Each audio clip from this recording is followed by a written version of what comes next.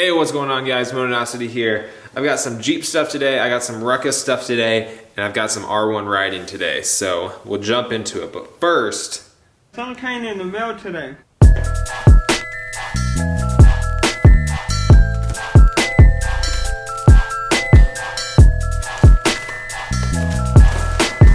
so this is the Evo Manufacturing hood breech. This goes on the hood of the Jeep, right in this section right here. So Evo makes a bunch of Jeep parts, and they posted on Instagram a little while ago, a few weeks ago, before SEMA and at SEMA, of one of their builds, and they had this on it, and it looked amazing. I'll just put it on the screen right now. And I commented, I was like, this thing looks legit, I need this on my Jeep. And they messaged me and they're like, hey, we're gonna send you one. So they sent it, and that's awesome. But what we're gonna do today is take it over to powder coating, Enigma Coatings. They do all the powder coating that I have, all of the armor on the Jeep, bumpers, all that red, everything on the CRF, everything on the Ruckus. Enigma Coatings does all of that. You should check them out if you're in the area. They do good work. We're gonna take this over there, drop it off for powder coating, and also drop off something for the Ruckus. And there's a reason that we need to do that. So this is the rear wheel for the Ruckus. Fatty wheel from the Ruck Shop, and this is their center cap. Now, what you have to do is put the center cap in the wheel before you get it powder coated, and then it gets held on by the rear hub. Unfortunately, I put it in the wrong way. So I put it on the right side, but the cap actually has to be flipped. There's this little recess section and it just sits in there. I thought it sat like this. Apparently it fits flip the other way so that the center cap faces out this direction, set in from the other side. Got to take it to Enigma, have them blast it, flip that little center cap, and recoat it because I messed up.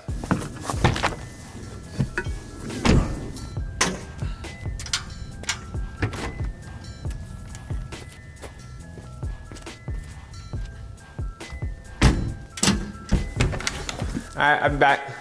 Okay. Bye-bye. Bye, Jackson. Who's here? You want to go outside?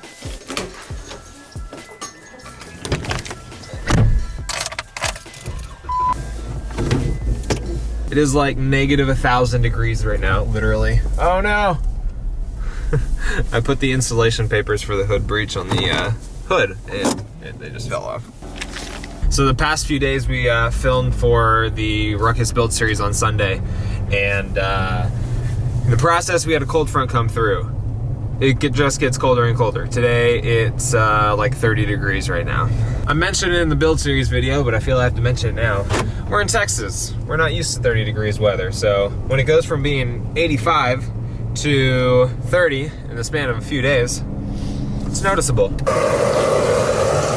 What's going on? How's it going? Got a problem. I had you put this in the wrong way. What you actually do is you flip this and it goes through. It's supposed to stick out facing this side. That's a slight hold up. Yeah, just a little bit. So it's got two pieces. The slotted piece will be the underside, and that'll be red, the same red that this is. And then the other one will do the wrinkle. All right, live and learn. All right, thanks a lot. I'll see you later. Eventually. Oh man, is it cold. It is so freaking cold. I had to break out my winter gloves. These are, I don't know. There's some nice Alpine Stars ones. Dry Star, Alpine, I don't know. They're linked in the description. But I didn't wear my warm jacket. I just wore my regular jacket with the liner in, and then I got that extra warm flannel underneath.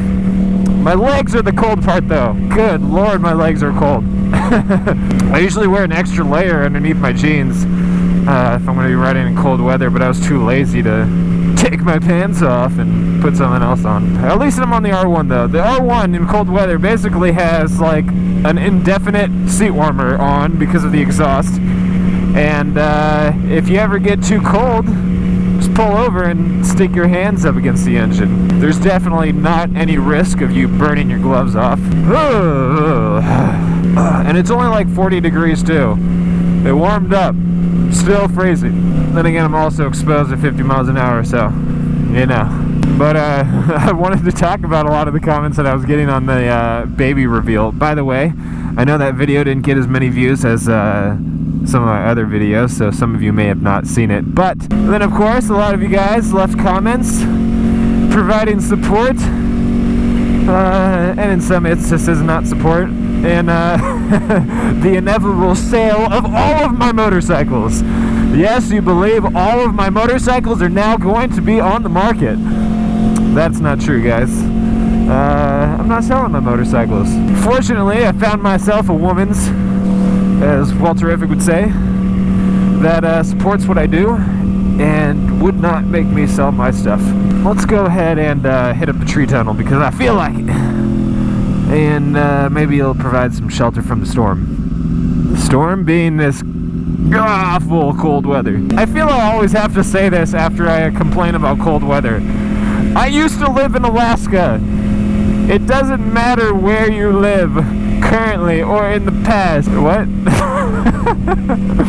What I'm trying to say is, even if you live in a cold place right now, you can't really project your current feelings onto someone who lives in some place that's normally 100 degrees. Good old tree tunnel in the winter. Not really a tunnel at all. But I think it's really important, Abby agrees with this, that you gotta take care of yourself first. You gotta take care of yourself and your relationship in order to set a good example for the children that you raise. I think it's good to have something that you're really passionate about, even if it is technically more dangerous than something else. But, you know, I mentioned this in another vlog, talking about wearing all the gear all the time. And that point was that there's always a place that you have to draw the line. When you say all the gear all the time, you know, what are you talking about? If you want to go all the gear all the time, well then technically you should be wearing a tracksuit every time that you get on any motorcycle. And if you want to get technical about being the absolute safest, you shouldn't even be riding a motorcycle at all. And going even further, you shouldn't even be on the road. You shouldn't be in a car. You shouldn't drive a car because cars are dangerous too. Now, obviously, no one's going to do that. I think there's very few people on this earth that don't use cars just for the safety factor. You know, unless you're living in a bubble, sitting in your house, not going anywhere, you're not really going to protect yourself for anything. And even then, if you're just sitting in the house,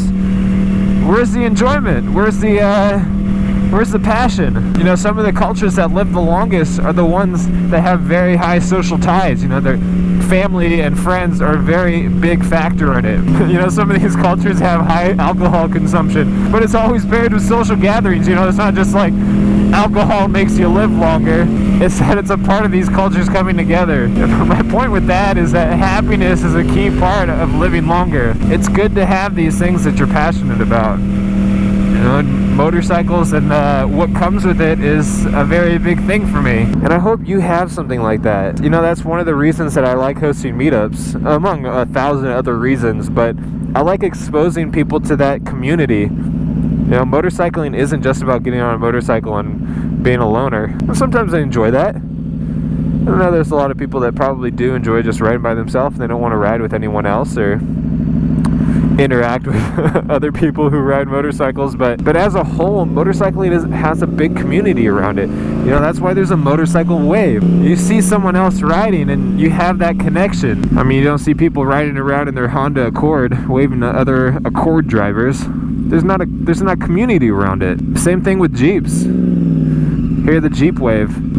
I don't know why I just went the wrong way. And then I'm going the opposite.